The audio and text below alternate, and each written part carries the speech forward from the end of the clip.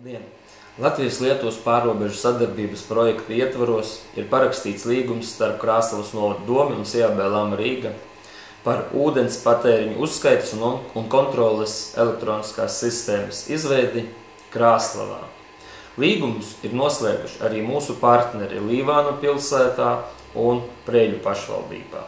Un notikusi arī vadības grupas sanāksme, kurā apsprieda jautājumus par elektroniskās nolasīšanas sistēmas ieviešanu, tā skaitā par maksājumu grafikiem, materiālu un iekārtu piegādēm, kā arī darbu izpildes kalendāro grafiku.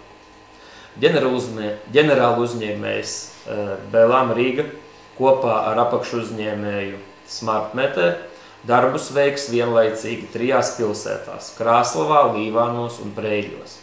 Elektroniskās nolasīšanas sistēmas uzstādīšanas izmaksas Krāslavā paredzētas 189 000 latu plus PVN apjomā.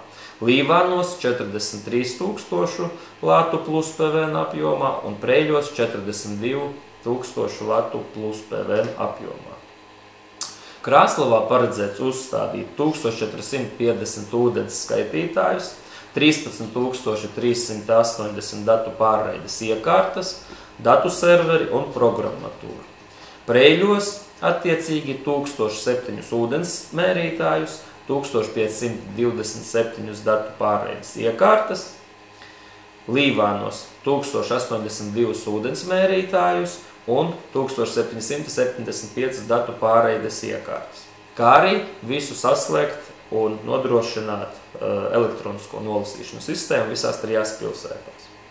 Arī mūsu projekta partneri Lietuvas pašvaldība Utena esošajā brīdī veic darbu, lai varētu uzstādīt arī Lietuvā elektroniskās nolasīšanas sistēmu. Tā kā visus Krāslavas iedzīvotājus arī aicinam uz kopīgo sadarbību ūdens resursu ekonomijā. Paldies!